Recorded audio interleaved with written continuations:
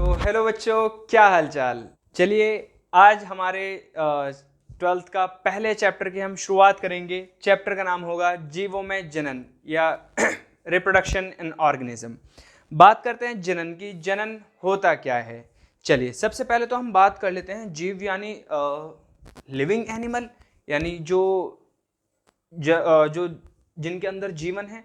अब उनको जनन होता क्या है, जरूरत क्यों है, क्यों कर रहे हैं इस चीज को, जनन को, हम सारी चीजें देखेंगे एक एक करके। छोटी से छोटी कितने टाइप के होते हैं, क्या कॉम्प्लेक्सिटी है, क्या फायदा है, क्या नहीं है, सारी चीज को हम एक एक करके देखना शुरू करते हैं। चलिए बात करते हैं जनन क्या होता है। देखो, हर एक एनिमल जो होता है वो अपने जैसे ऑर्गेनिज्म को जन्म देता है। इसी को हम क्या कहते हैं, जनन कहते हैं। जनन मतलब क्या होता है, जनन,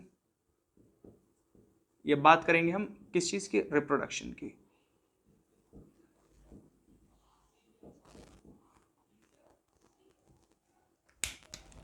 जनन मतलब होता है अपने जैसे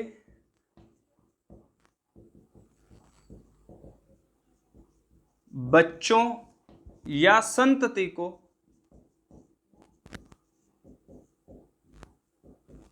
जन्म देना। अब कौन कौन करेगा, हर एक वो ऑर्गेनिज्म करेगा या हर एक वो एनिमल करेगा, या एनिमल के साथ में प्लांट भी करेगा जिसको अपनी जनरेशन आगे चलानी हो। कैसे, जैसे एनिमल है तो एनिमल को अपनी जनरेशन आगे चलानी है, वो जनन करेगा। प्लांट है, प्लांट को आगे अपनी जनरेशन चलानी है, वो जनन करेगा। कैसे हम समझेंगे, जैसे मान करके चलो कि हमारे दादाजी थे, हमारे दादा थे, वो किसी एक जामुन के पेड़ के वहां बैठते थे। उन्होंने देखा कि उस गार्डन के अंदर, एक गार्डन में बैठते थे, उस गार्डन में जामुन का भी पेड़ उन्होंने लगाया और क्या करा, उन्होंने शहतूत का भी पेड़ लगाया।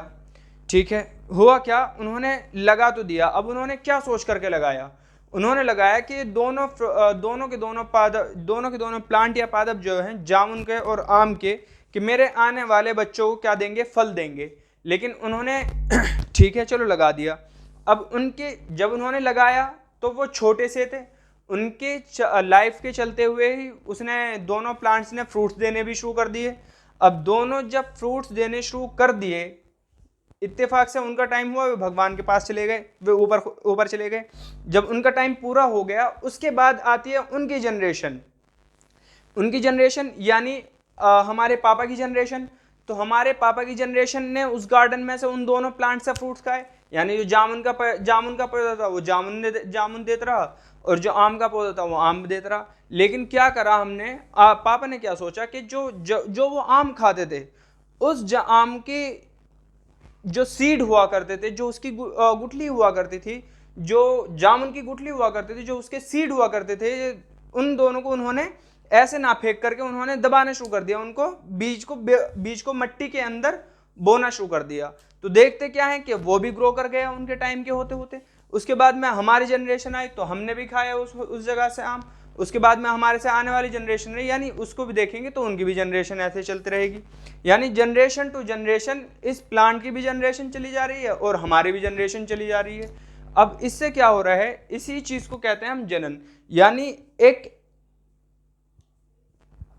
प्लांट का या एक पादप का और एक एनिमल का या एक जंतु का अपने जैसे बच्चों को जन्म देना ही क्या कहा जाता है, जनन कहा जाता है। जरूरत क्यों पड़ी, इसकी नीड है या इसकी जरूरत है, अपने वंश को आगे बढ़ाने के लिए, अपने वंश को आगे बढ़ाने के लिए।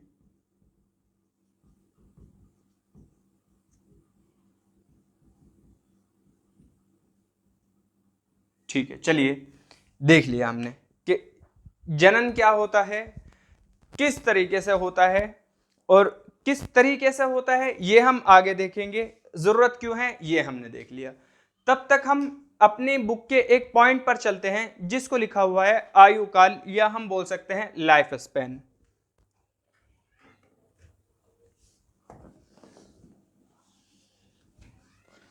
आयु काल या लाइफ स्पैन के बारे में हम बात करेंगे अगर,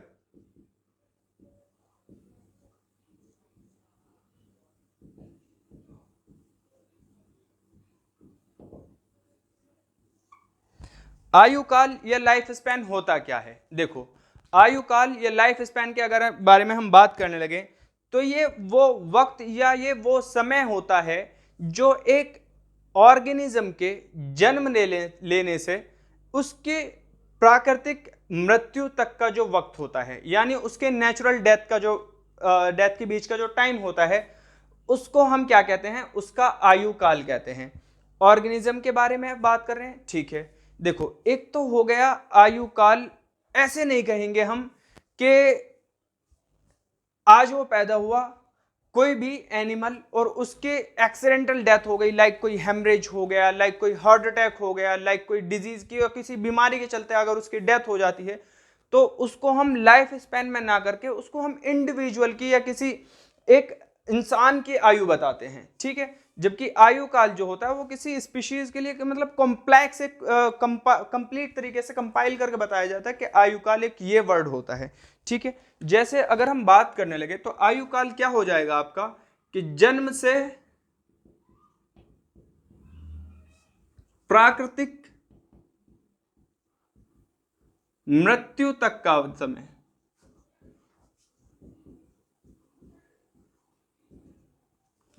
प्राकृतिक मृत्यु यानी जो नेचुरल डेथ हो गई आपकी,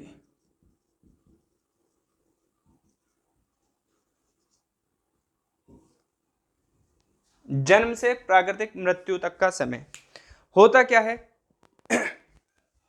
ये चीज देख ली। अच्छा, क्या जो छोटा ऑर्गेनिज्म होगा या कोई छोटा एनिमल होगा उसके लिए कम होगा, कोई बलशाली कोई अच्छा पावरफुल एनिमल है उसके लिए ज्यादा होगा? कैसे होगा? कुछ ना कुछ तो नेचर ने, कुछ ना कुछ तो प्रकृति ने हमें इसके दी हो, इसके साथ चलने वाली चीजें दी होगी। नहीं, देखो एक्चुअली ये किसी एक ऑर्गेनिज्म के या किसी जंतु के उसके साइज से रिलेटेड बिल्कुल नहीं करता, यानी ये नॉट रिलेट्स टू, यानी ये रिलेट नहीं करता उसके आकार से, जंतु के आकार से संबंधित नहीं है।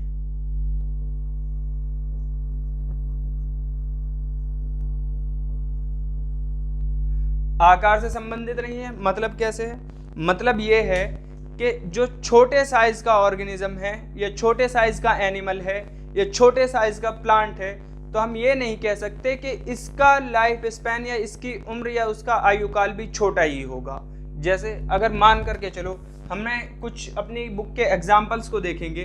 अगर हम बात करते हैं मक्खी की, तो मक्खी का आयु काल कितना दे रखा है? 1 वीक दे रखा है, ठीक है। और बात करते हैं बटरफ्लाई या आपकी तितली की, तो तितली का आयु काल कितना दे रखा है? 1 to 2 वीक। ऑलमोस्ट सिमिलर, इसके 7 से 8 दिन और इसके 10 से 15 दिन, इसके 7 से 8 दिन। लेकिन अगर हम साइज में देखेंगे तो साइज में हमें एक अच्छा वेरिएशन मिल जाएगा, लेकिन दोनों के साइज में वेरिएशन होते हुए भी इन दोनों का आयु काल लगभग कहीं ना कहीं बराबर जैसा है, ठीक है। और दूसरे एनिमल्स के बारे में अगर हम बात करने लगे तो जैसे कि कुछ एनिमल दे रखे हैं, जैसे कुत्ते के बारे में बात कर रहेंगे, तो कुत्ते का जो आयु काल होता है 20 वर्ष का होता है। अगर हम बात करने लगे हाथी के बारे में, तो हाथी का जो आयु काल होता है ये अप्रोक्स 60 to 70 ईयर्स तक होता है, ठीक है। और क्या हो जाएगा, जैसे हमारे गांव में तुमने देखा भी होगा, गांव में पुराने जो गांव हुआ करते थे, एक बहुत लंबी जनरेशन, हम सुना था कि दादा परदादा के टाइम से था। अब हम अगर देखेंगे तो वो एक उससे बहुत अजीब से लताएं, उससे अजीब सी टहनियां से निकल रही होंगी। उसका क्या रीजन क्या है? क्योंकि उसकी उम्र बहुत ज्यादा हो चुकी है। कितनी उम्र होती है? अगर हम बैनियन ट्री के बारे में बात करने लगे या आपके बरगद के वृक्ष के बारे में बात करने लगे, तो बैनियन ट्री यानी बरगद के वृक्ष के बारे में अगर बात करते हैं तो इसका आयु काल 200 से 300 साल तक होता है। सोच सकते हैं आप, अगर हम बरगद के बारे में बात करें तो बरगद का ट्री का जो उम्र होती है लगभग 200 से 300 साल तक की होती है, देख सकते हैं। चलो, और एक मैंने सेंटेंस बोला था, तो उस सेंटेंस में मैंने बोला कि ये किसी भी जंतु के आकार के साथ में संबंधित नहीं है पूरी तरीके से। मतलब हम ये नहीं कह सकते कि अगर उसका साइज इतना है तो उसका ऑर्गेनिज्म की लाइफ भी छोटी होगी। जैसे अगर हम बात करते हैं कि एक जो कोवा होता है, कोवा जो होता है क्रो, और एक पैरट के बारे में, अगर तोते के बारे में हम बात करते हैं तो एक कोवा और एक तोते के बारे में अगर हम बात करते हैं तो देखने में लगेगा कि देखो ये तो होता है 15 to 16 ईयर, यानी 15 से 16 साल तक होता है। जबकि अगर हम तोते के बारे में बात करेंगे तो तोते का आयु काल जो चला जाता है आपका 150 ईयर्स तक भी चला जाता है। कहां से कहां तक? 140, यानी 140 से 150 ईयर्स तक चला जाता है। 140 वर्ष तक मान करके चल रहे हैं हम। जो बुक का डेटा है हम डायरेक्ट वो लिखते हैं कि जो कोवा और तोते के आयु काल के अगर हम बात कर रहे हैं तो आप देख रहे हैं लगभग 10 गुना डिफरेंस है। एक कोवे का आयु काल सिर्फ 15 साल, जबकि एक तोते का आयु काल 140 वर्ष तक चला जा रहा है। क्या रीजन हो सकता है इन चीजों का? दोनों के साइज सेम थे, दोनों सेम उनकी फूड हैबिट यानी दोनों का खाने का तरीका भी सेम है, रह भी दोनों सही सेम तरीके से रहे हैं, दोनों उड़ने वाले पक्षी हैं, सारी चीज सेम है, लेकिन दोनों के लाइफ स्पैन में यानी दोनों की उम्र में इतना लंबा डिफरेंस, क्या रीजन है? कोवे का 15 साल, तोते का 140 साल। इसी वजह से कहा गया है कि ये आयु काल जो होता है ये बिल्कुल भी आपके साइज के साथ या उसकी कॉम्प्लेक्सिटी के साथ नहीं रिलेट करता। चलो देखो, अब इसके बाद जब आ जाती है आयु काल, मान करके चलो कि कोई पैदा हुआ 2005 में और उसकी डेथ हो जाती है जाकर के 2055 में, तो उसकी आयु कितनी हो जाएगी? 50 साल। तो ये होता है आपका आयु काल। ठीक है। एक अगर हम बुक के सेंटेंस के बात करते हैं तो डेथ होती है, यानी जीवन का जो अंतिम पड़ाव होता है वो जीवन का अंतिम पड़ाव मृत्यु होता है हर एक ऑर्गेनिज्म के लिए। चाहे तुम छोटे ऑर्गेनिज्म को देखो, चाहे तुम बड़े ऑर्गेनिज्म को देखो, तो उसका अंतिम पड़ाव कहां तक, उसका जीवन चक्र जो चलता है कहां तक चलता है? वो मौत तक चल रहा होता है। यानी उसने जन्म लिया और जन्म लेकर के कहां तक जाएगा? वो फाइनली मृत्यु तक जाएगा। उसके अंदर लाइफ में चेंजेस होते हैं। वो जन्म लेता है, जब उसकी पैदाइश हुई तो वो छोटा सा था, और पैदाइश होने के बाद जब वो बड़ा हुआ तो उसके अंदर कुछ चेंजेस आए। वो चेंजेस आने के बाद में अब क्या करेगा? वो अगेन देन रिप्रोड्यूस करेगा, अपनी जनरेशन को आगे चलाएगा। ठीक है। जनन करेगा, और जनन के बाद में उसकी जो जनन की जो आयु होगी, एक वक्त होता है हर एक इंसान के बीच के जिसको हम सेक्सुअल पीरियड या फिर जनन आयु काल बोलते हैं। यानी हर एक ऑर्गेनिज्म में जो कि लगभग हमारी टीन एज जो होती है, ठीक है, यानी जो हमारी मैच्योरिटी की जो एज होती है उसमें वो आपका जनन आयु काल होता है लगभग, यानी हम कह सकते हैं कि 12 साल से लगभग मेल के अंदर जो ये तो आखिर तक चलता है, लेकिन फिर भी एक चीज़ें बाय डिफॉल्ट अगर हम देखें तो कहीं ना कहीं एक वर्ष के साथ में आपका जुड़ा हुआ है। ठीक है। तो अगर हम बात करते हैं यूनिसेलुलर ऑर्गेनिज्म के बारे में, हर एक ऑर्गेनिज्म जो होगा आपका डेथ हो जाएगी उसकी, फाइनली उसको डेथ को जाने हैं। लेकिन अगर एक कोशिकीय जंतु जो होते हैं या एक कोशिकीय जो ऑर्गेनिज्म होता है, अगर हम उसके बारे में बात करने लगे, एक कोशिकीय ऑर्गेनिज्म कौन होगा? एक कोशिकीय ऑर्गेनिज्म होते हैं लोअर एनिमल्स। जैसे कि अगर आप बात करने लगो मोनेरन्स के अंदर, जैसे कि हम बात करने लगे प्रोटिस्टा के अंदर, मोनेरा क्या होते हैं? प्रोकैरियोटिक कोशिका होती हैं जो कि पुरानी कोशिकाएं हैं। ठीक है। जबकि अगर हम यूकैरियोटिक कोशिकाओं के बारे में देखने लगे तो यूकैरियोटिक के अंदर आपके प्रोटिस्टा जो होते हैं, क्या कहा मैंने? यूकैरियोटिक कोशिकाओं के अंदर आपके जो प्रोटिस्टा होते हैं वो एक कोशिकीय जीव के अंदर आते हैं सारे के सारे। तो एक कोशिकीय जीव के बारे में कहा जाता है कि ये अमर होता है, यानी ये इसकी कभी मृत्यु नहीं होती। यानी क्या है कि एक सेल की या एक कोशिकीय जंतु की एक नेचुरल डेथ नहीं है।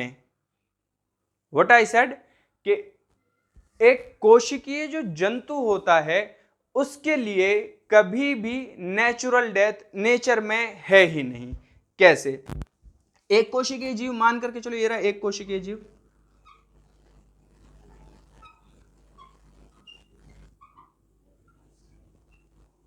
इसके बारे में क्या कहा कि प्राकृतिक इसकी मृत्यु नहीं होती। कैसे? ये रहा एक कोशिकीय जीव, छोटी है, ये बड़ी होगी और दोबारा से क्या करेगी, दो कोशिकाओं में विभाजित हो जाएगी, एक ये हो गई एक ये हो गई। अब ये जर्मिनेट हो जाएंगी, जर्मिनेट होकर के बड़ी हो जाएंगी, अगेन ऑर्गेनिज्म को बना देंगी। यानी एक कोशिका बड़ी हुई, उसने अपने आप को दो कोशिकाओं में डिवाइड कर लिया। एक कोशिका बड़ी हुई और बड़े होने के बाद में उसने अपने आप को दो कोशिकाओं में डिवाइड कर लिया, और इसी चीज को क्या कह दिया आपने कि इसने अपने अस्तित्व को खत्म करा या अपने अस्तित्व को में बदलाव लेकर के आया और दो कोशिकाओं में बदल दिया, लेकिन इसकी नेचुरल डेथ नहीं कही जाएगी। ठीक है, इसने अपनी चीजों को आगे ऐसे ही चला दिया। ठीक है, अब ये आपका आयु काल वाला पॉइंट बात खत्म हुआ। बात करते हैं हम रिप्रोडक्शन के बारे में या जनन के बारे में, कितने टाइप का होता है। क्यों बात करते हैं जनन के बारे में? जनन क्या है? अपनी जनरेशन को आगे चलाना ही एक तरीके से जनन है। अगर हम जनन देखते हैं तो जनन जो होता है ये दो टाइप से होता है। नंबर एक अलैंगिक,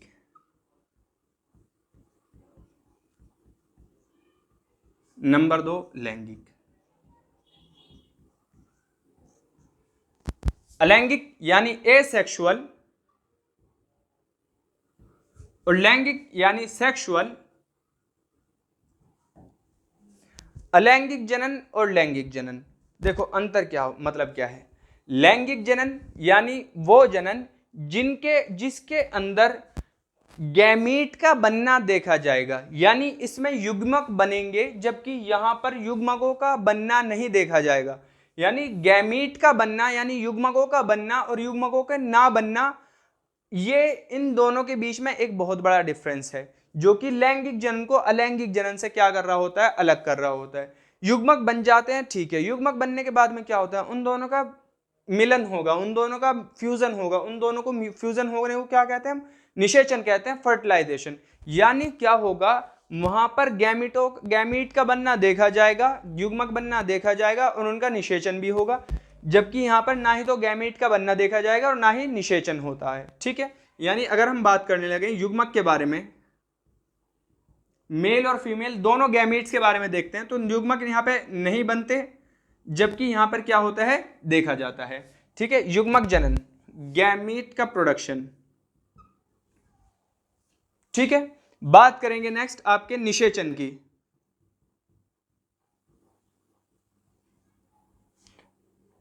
जब कहीं गैमीट बन ही नहीं रहे तो वहां निषेचन कैसा, यहां निषेचन नहीं होगा, जबकि वहां पर देखें तो हम निषेचन होता है, यहां पर देखें तो हम निषेचन होता है।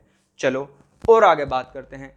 अगर हम बात करने लगे अलैंगिक जनन के बारे में, तो अलैंगिक जनन के बारे में कहा जाता है कि जनरली ये जो होता है ये यूनिपेरेंटल होता है, यानी एक ही पैतृक इसमें जरूरी होता है, जो कि दोनों मादा और नर दोनों की तरह बिहेव करता है। यानी उसमें नर और मादा को स्पेसिफिकली हम अलग तरीके से नहीं कहेंगे कि एक कोई भी ऑर्गेनिज्म होगा अपने जैसा दूसरा जंतु बनाएगा और उसकी जनरेशन को आगे भेज देगा, जबकि यहां पर क्या होता है, ये बाईपेरेंटल होता है, यानी इसके अंदर क्या होते हैं, दो नर और मादा दोनों के दोनों जरूरी होते हैं। यानी एकल पैतृक होगा, यानी यूनिपेरेंटल होगा, जबकि यहां पे क्या होगा, दो पैतृक यानी नर और मादा, यानी मेल और फीमेल, यानी बाई पेरेंटल होगा ये।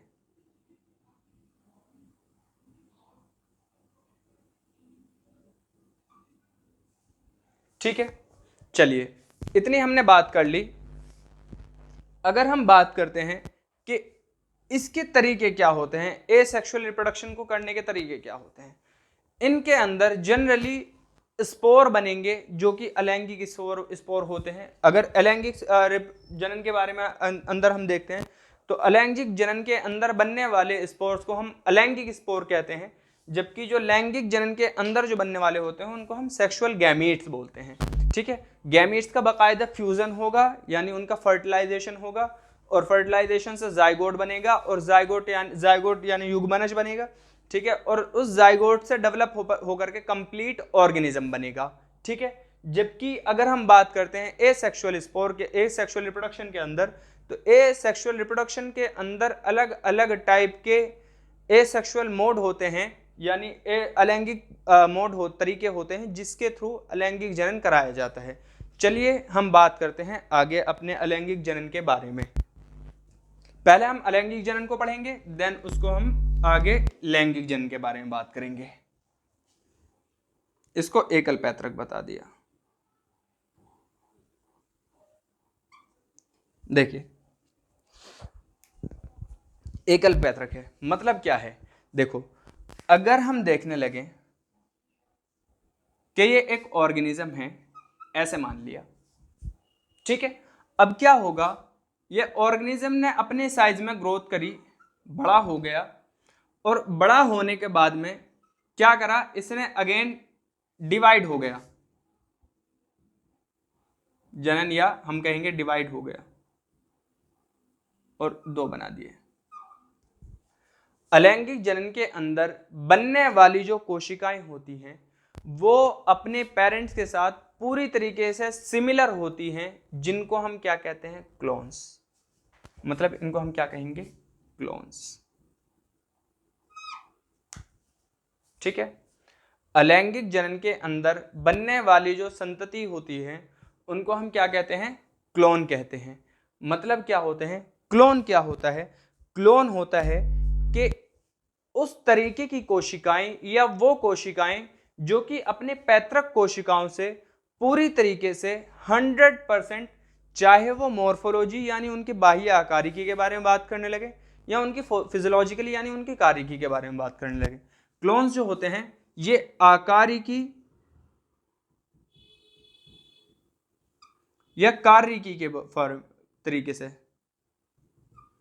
दोनों तरीके से क्या होते हैं, समान होते हैं अपने पेरेंट्स से।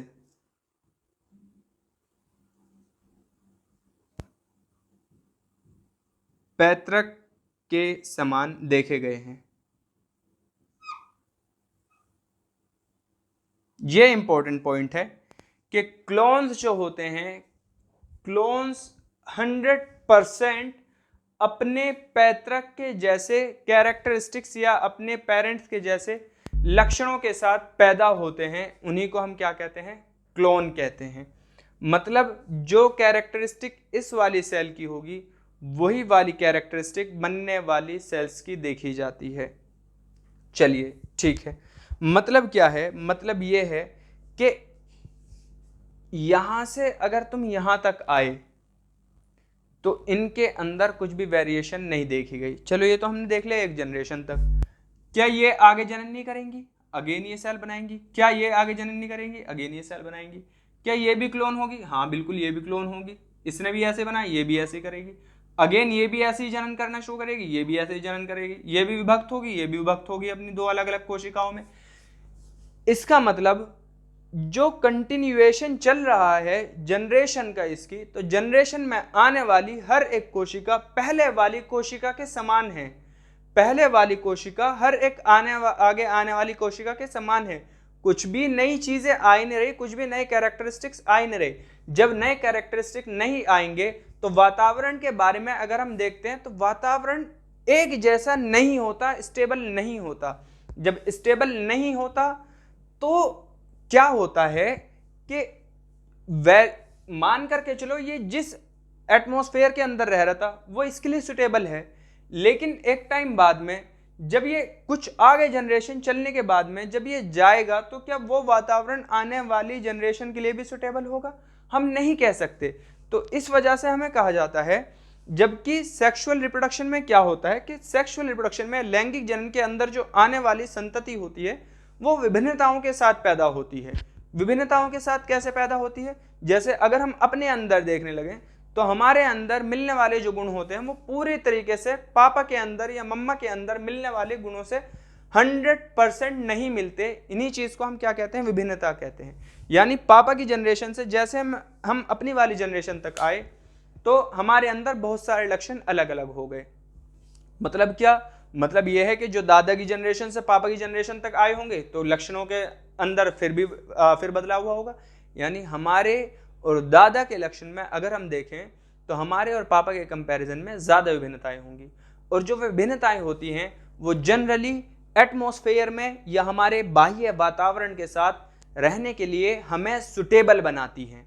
तो इसलिए कहा जाता है कि जो आपका अलैंगिक जनन होता है वो आपका विभिन्नताओं का स्रोत बिल्कुल नहीं है, वो बिल्कुल भी नई नई विभिन्नताएं पैदा नहीं करता। जबकि लैंगिक जनन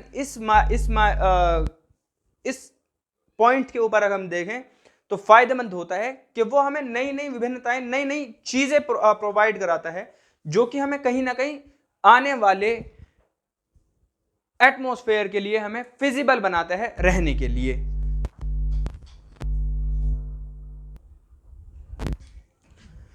अब जब हमने ये चीज देख ली, अलैंगिक जनन के बारे में आपने देख लिया है, तो अलैंगिक जनन किन किन तरीकों से पूरा करा जाएगा? चलिए अलैंगिक जनन के बारे में हम एग्जांपल्स देखेंगे अपने।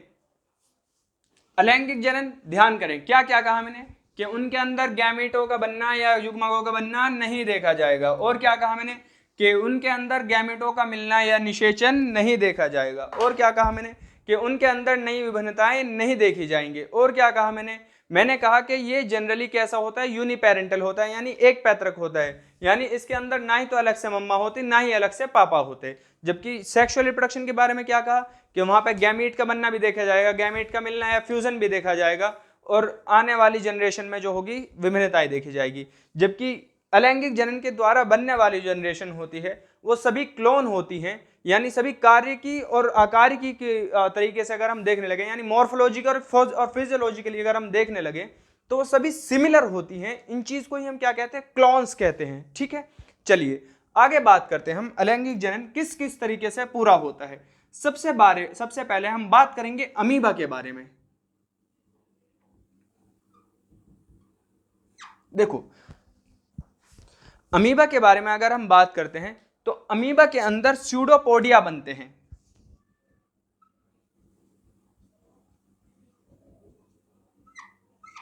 स्यूडोपोडिया क्या होते हैं? अमीबा की बॉडी से, अमीबा क्या होता है? प्रोटोजोन होता है। प्रोटोजोआ कहां मिलता है? ठीक है, तो प्रोटोजोन होता है तो उसकी बॉडी से क्या निकलते हैं? प्रोजेक्शंस निकलते हैं।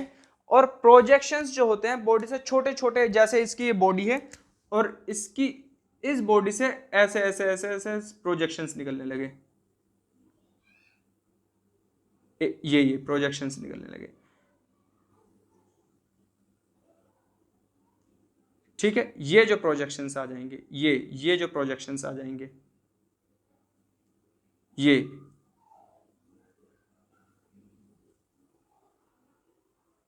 ये जो प्रोजेक्शंस आ जाएंगे इन्हीं को हम क्या कहेंगे? एक तरीके से छोटे छोटे प्रोजेक्शंस होते हैं, बहुत ही माइन्यूट ऐसे ऐसे ऐसे ऐसे होंगे, माइन्यूट प्रोजेक्शंस होते हैं। इसी को हम क्या कहते हैं? स्यूडोपोडिया कहते हैं। स्यूडोपोडिया क्या करते हैं? स्यूडोपोडिया अमीबा के अंदर एक तो चलने के लिए, यानी इसके चलन की क्रिया में, और इसके खाने के लिए यानी इसके शिकार के पकड़ने में मदद करते हैं। मतलब क्या है? अमीबा जनरली कैसा होता है? एक्वेटिक एनिमल या जलीय होता है। ठीक है, एक्वेटिक ऑर्गेनिज्म है। तो जब जलीय ऑर्गेनिज्म है तो उसके अंदर क्या होगा? पानी के अंदर अपने मिलने वाले शिकार को अपनी तरफ खींचेगा या उसकी तरफ चल करके जाएगा। तो इस चीज को, और फिर जब उसकी तरफ चल करके जाएगा तो उसको पकड़ने में और अपनी बॉडी के अंदर एंगल्फ करने में, उसको खाने में जो मदद करते हैं इसके स्यूडोपोडिया करते हैं। यही इसके यानी चलन में भी मदद करते हैं, यानी इसके मूवमेंट में भी मदद कर रहे हैं, और इसके शिकार पकड़ने में भी मदद करते हैं।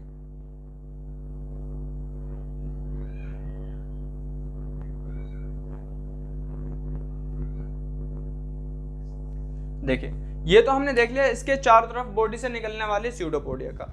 अब बात करते हैं इसके जनन के अंदर। जनन के अंदर अगर हम बात करते हैं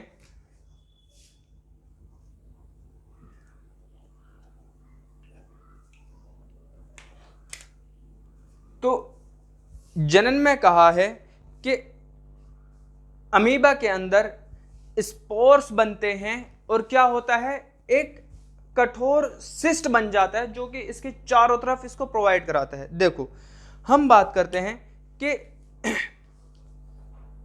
एक्चुअली क्या होगा। देखो क्या जनन सिर्फ और सिर्फ अपने नंबर बढ़ाने को कहा जाता है? क्या जनन किसी ऐसी जो विपरीत आपदा होगी क्या उससे बच करके आने को जनन नहीं कहेगा? देखो जनन का मतलब या जनन का पर्पस केवल और केवल नंबर बढ़ाना नहीं होता। बायोलॉजिकली अपने आप को विपरीत परिस्थितियों से बचा करके लेकर के आ जाना भी एक जनन का प्रारूप माना गया है। मतलब क्या है कि कोई विपरीत परिस्थिति थी उसमें से आप बच करके आ गए और आप सर्वाइवल हो उसके, ठीक है, तो वो भी एक तरीके से जनन का ही प्रारूप माना गया है बायोलॉजिकली। कैसे? अब जैसे जैसे ही विपरीत परिस्थिति आई, ठीक है, एडवर्स कंडीशन आई या विपरीत परिस्थितियों में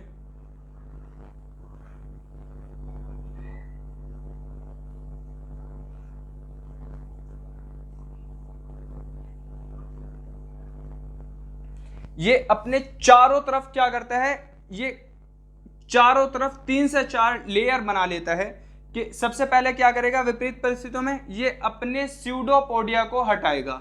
ये अपने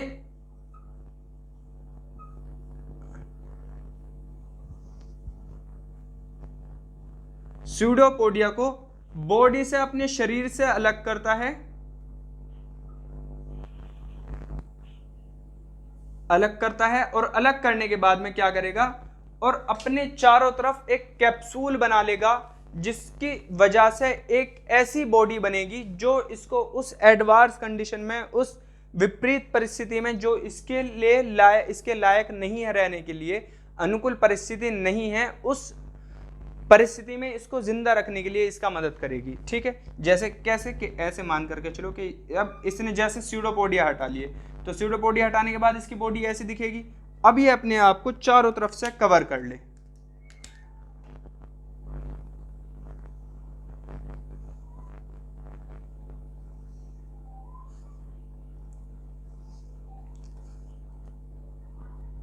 अगर देखा जाए तो देखा जाता है कि इसके अंदर जो इसका न्यूक्लियस हो गया ये रहा, ठीक है, तो इसका जो केंद्रक हो गया नीचे है, अंदर है, ठीक है, तो ये इसकी बॉडी हो गई और उसने कहा कि अपने चारों तरफ एक सिस्ट बना लिया है, यही इसका सिस्ट बन गया है, ये इसकी प्रोटेक्टिव लेयरिंग है, प्रोटेक्टिव लेयर्स हैं।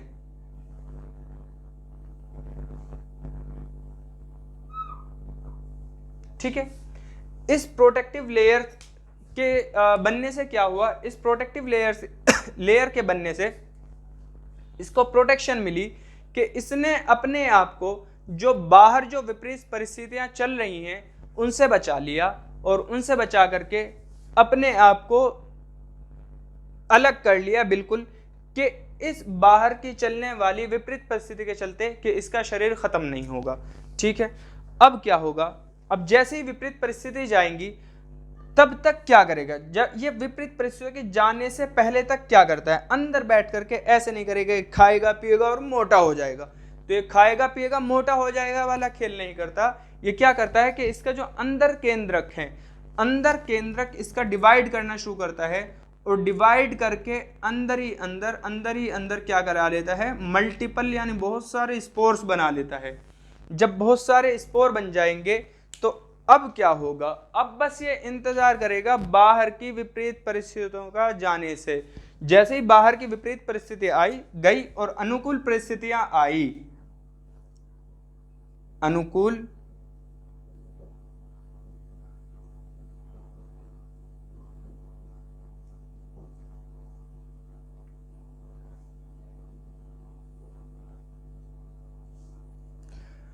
अनुकूल परिस्थिति आई या फेवरेबल कंडीशन जैसे ही आई तो क्या करता है, ये अंदर से अपने स्पोर्स को अपने पहले तो ये चारों तरफ की ये क्या करेगा, ये हटाएगा, रिमूव्स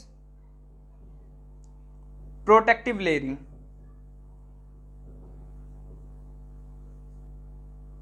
अपने चारों तरफ के प्रोटेक्टिव जो लेयर हैं, इसकी चारों तरफ की जो रक्षा कवच जो है, इस रक्षा कवच को हटाएगा।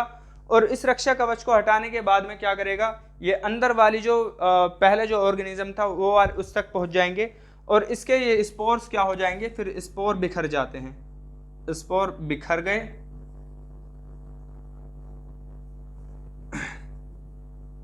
और बिखरने के बाद में क्या हो जाता है, जैसे ये रहे मान करके चलो, और ये क्या करेंगे, जर्मिनेट होकर के, अंकुरण करके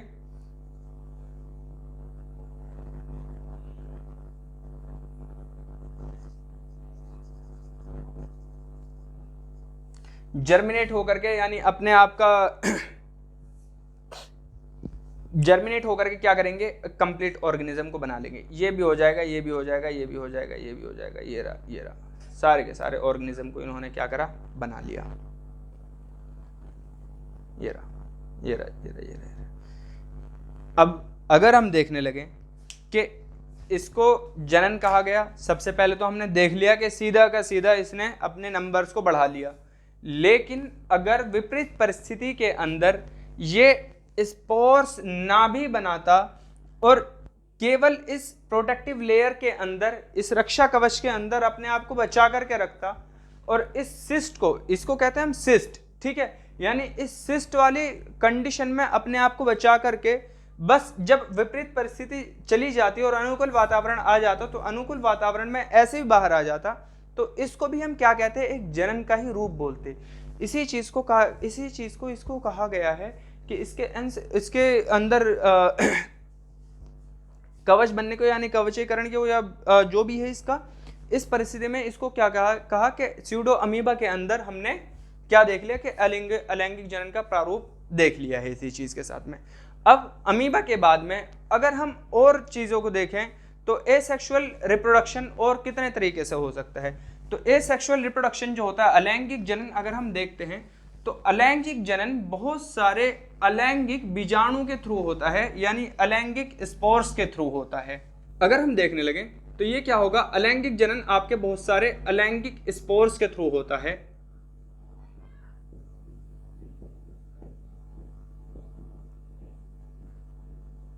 किसके थ्रू होगा, अलैंगिक स्पोर्स के थ्रू।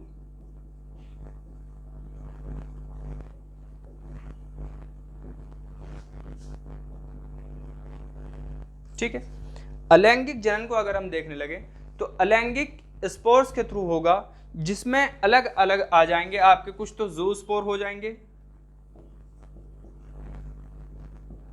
ठीक है, एक होते हैं अचल स्पोर होते हैं, अचल बीजाणु, और एक होता है कोनिडिया।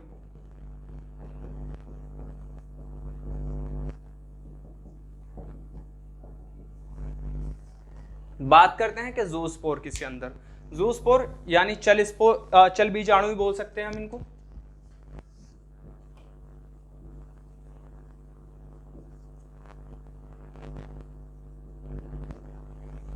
जूस्पोर के बारे में अगर हम बात करने लगे तो इससे क्या पता लग रहा है, जूस्पोर या चल बीजाणु के टर्म से ही हमें पता लग रहा है कि इनके अंदर मोटिलिटी या इनके अंदर चलने की क्षमता है।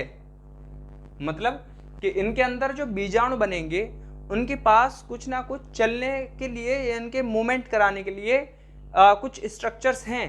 किस में देखा जाता है, जो फंजाई होती हैं, कवक जो होते हैं, कवकों में मिलेगा, कुछ शैवाल के अंदर मिलेगा, यानी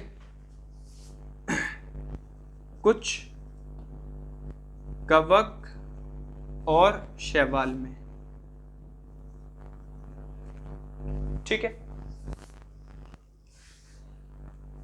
बात करते हैं जैसे कि कुछ कवक और शैवाल के साथ बात करते हैं। अचल बीजाणु कहाँ मिलेगा, अचल बीजाणु भी कहाँ मिलते हैं, अचल बीजाणु भी आपके उसी में मिलते हैं, कवकों के अंदर। ठीक है, बात करते हैं कोनिडिया। कोनिडिया भी एक तरीके से आपका अचल बीजाणु है, जो कि आपकी बुक में डायग्राम दे भी रखा है कि कुछ ऐसे ऐसे जो इसका जो इसकी बॉडी होगी, इस बॉडी के ऊपर ऐसे ऐसे ऐसे ऐसे कुछ ग्रो करना शुरू करेगा, इस चीज को हम क्या कहते हैं, ये बाहर की तरफ जो जर्मिनेट हो रहा है इसी को हम क्या कहते हैं, कोनिडिया बोलते हैं। ये क्या हो गई आपकी, कोनिडिया हो गई। ठीक है, तो ये कोनिडिया किसके अंदर देखा जाता है, कोनिडिया आपका देखा जाता है पेनिसिलियम के अंदर।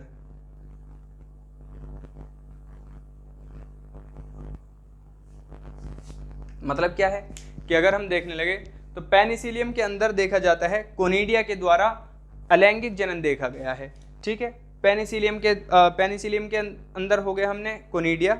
अच्छा, पेनिसिलियम क्या होता है, पेनिसिलियम वो है जिससे हमने पहला जो विश्व युद्ध हुआ था, फर्स्ट वर्ल्ड वॉर के दौरान जो हमने पेनिसिलिन एंटीबायोटिक निकाली थी, तो पेनिसिलिन एंटीबायोटिक जो निकाली थी वो हमने किससे निकाली थी, वो पेनिसिलियम से निकाली थी।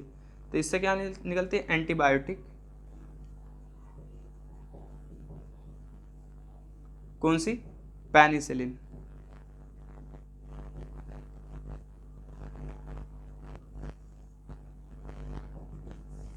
ठीक है, चलिए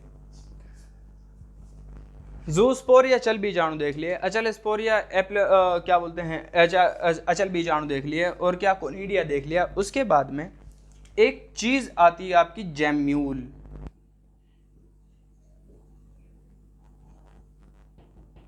जैम्यूल क्या होते हैं, देखो जैम्यूल जो होती हैं बड होती हैं या कलिका होती हैं जो बॉडी के अंदर की तरफ बनती हैं।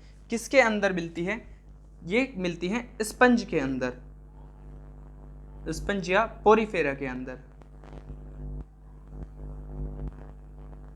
ठीक है, यानी जैम्यूल्स को अगर हम देखें तो जैम्यूल्स आपके स्पंज या पोरीफेरा के अंदर मिलेंगे। तो ये मैंने कहा कि ये बॉडी के अंदर बनने वाली एक तरीके से बड होती हैं। जैसे बॉडी ये रही और बॉडी के अंदर ये बड बन जाए, ये बड बन जाए। अब ये क्या करेगी, ये जर्मिनेट करेगी, अंकुरित करेंगी, जर्मिनेट, या क्या करेगी, अंकुरण करेंगी, और अंकुरण होकर क्या बना देगा, एक ऑर्गेनिज्म या फिर एक जीव बना देगा पूरा। ठीक है, एक तो ये हो गए आपके स्पंज के अंदर होने वाला जैम्यूल की वजह से जनन। इंटरनल बड तो ये हो गई, या आंतरिक जो कलिका बन रही है वो ये हो गई। लेकिन अगर हम बात करते हैं, एक आता है आपका यीस्ट। ठीक है, यीस्ट जिसका नाम दूसरा है सैक्रोमाइसिस सेरेविसी।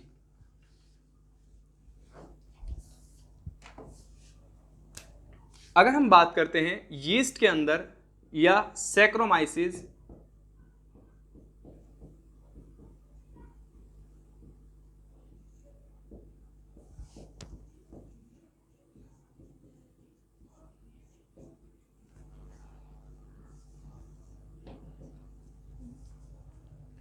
अगर हम यीस्ट या सैक्रोमाइसिस सेरेविसी के बारे में देखते हैं तो इसके अंदर क्या होता है, देखो इसकी बॉडी जो होती है यूनिसेलुलर होता है, एक कोशिकीय होता है। यीस्ट जो होता है यूनिसेलुलर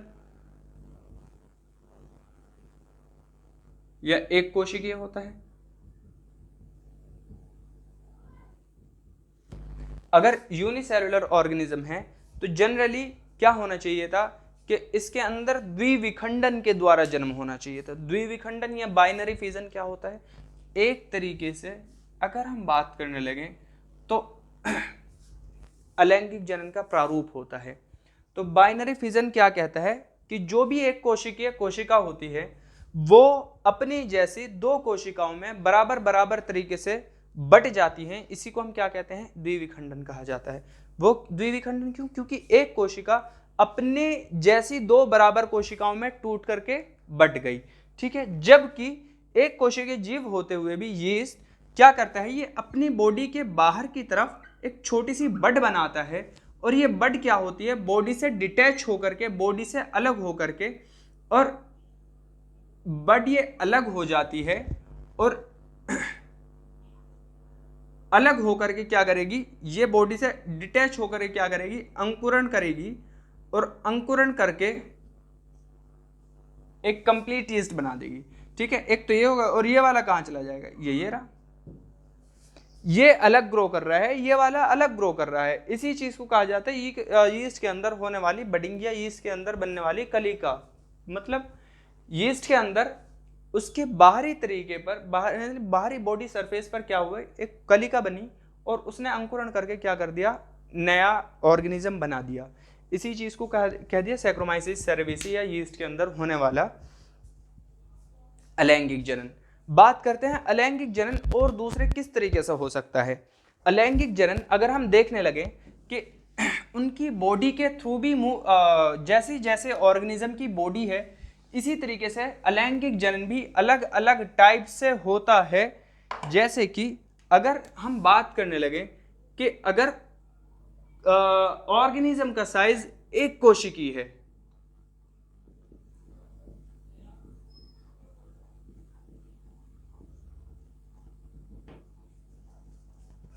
अगर एक कोशिकीय ऑर्गेनिज्म है तो एक कोशिकीय ऑर्गेनिज्म के अंदर जो अलैंगिक जनन होगा वो द्विविखंडन से होगा, द्विविखंडन से, या हम इसको बाइनरी फिजन भी बोल सकते हैं।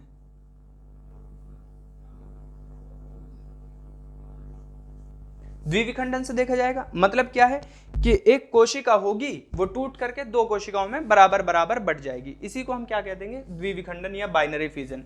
जबकि एक अगर कोई कोशिका तंतुमयी है, तंतुमयी कोशिका यानी जिसकी बॉडी फिलामेंटस है, यानी जिसकी बॉडी फिलामेंट के जैसी है, मतलब क्या होता है, क्या अलग अलग नहीं, इनकी कोशिका एक कोशिकीय होते हुए भी लेकिन बॉडी कुछ इस तरीके से ग्रो करती है कि वो फिलामेंट की तरह दिखती है। ठीक है, तो इनके अंदर जो बॉडी जनन करेगी अलैंगिक, वो खंडन विधि से करेगी, खंडन या फ्रेगमेंटेशन।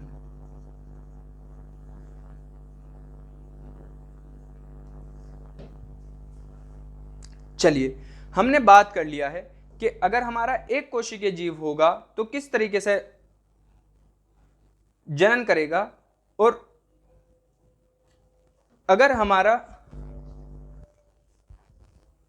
बॉडी फिलामेंटस है तो किस तरीके से जनन करेगी। हमने फंजाई के अंदर भी हमने अलग अलग तरीके के एसेक्सुअल स्पोर से या अलैंगिक बीजाणु से होने वाले अलैंगिक जनन को देख लिया है, और अदर जो दूसरे ऑर्गेनिज्म थे उसके अंदर भी हमने अलग टाइप के होने वाले एसेक्सुअल रिप्रोडक्शन को देख लिया है। ठीक है, यहां तक आपका एसेक्सुअल रिप्रोडक्शन या आपका अलैंगिक जनन कंप्लीट हो जाता है।